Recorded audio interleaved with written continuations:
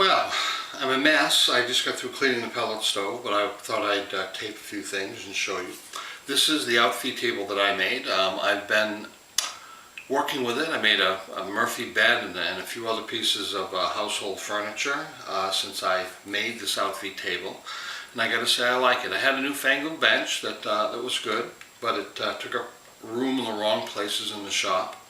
This outfeed table has a sort of a torsion box top with a removable hardboard surface on it. It's getting a little scratched up now.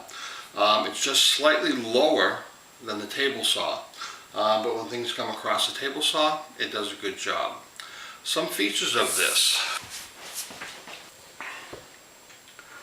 I have a few places to keep the tools that I use readily, and I use a lot of air, and I use my squares a lot. Down underneath are two doors, and there are some slide out drawers on them, and in those are some bins where I keep the screws that I use the most, and of course the nails for my air gun. I would have put drawers, but I find that drawers just get junked up. So I'm going to try this and see how it works. And of course the wings on my miter saw are the same height as the outfeed table, so that if I should get some boards that are a lot longer than the wings on my miter saw can handle, well, the outfeed table will act as a support for that.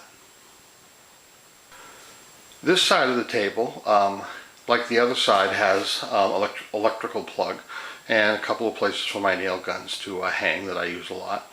Notice down in the lower left hand corner there's a pronged plug sticking out, the male part of a plug. This connects to it, so I can unplug the bench without having a cord in the way or to hang, and I can move it around. A regular extension cord connects to the end of that plug down there. I have a large 60-gallon compressor downstairs that I use mostly for spraying, but I do like this small Craftsman compressor.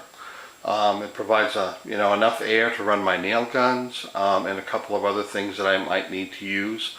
And there's no point in firing up a large electric motor and getting 60 gallons of air if I'm going to use a couple of gallons shooting some pin nails or finish nails.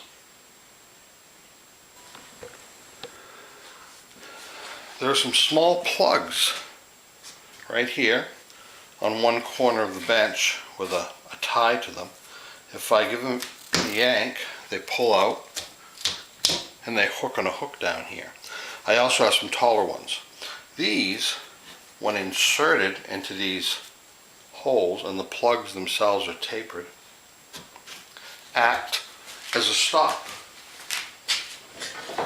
So that if I have something that's 3/4 of an inch, it'll act as a stop if I want to plane it or sometimes route something on it.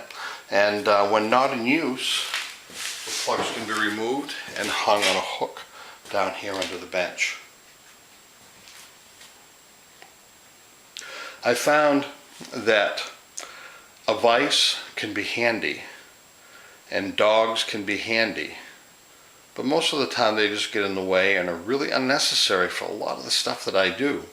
So I don't mind clamping something to the bench, and I made the bench wide enough and deep enough so that clamps can fit around there, and there's a solid portion underneath, so there's something to clamp to. And these dogs with a board and a clamp at the other end sometime, or even no clamp, pretty much all I need to do whatever planing I have to do, which usually isn't that much, and routing. And of course, the entire thing is on locking casters, and it rolls fairly easily around the shop. I purchased those casters from Harbor Freight that have the flip tabs that you just push down with your foot to lock them, and they really work well, and they seem to be well made. So everything on the shop has those casters now.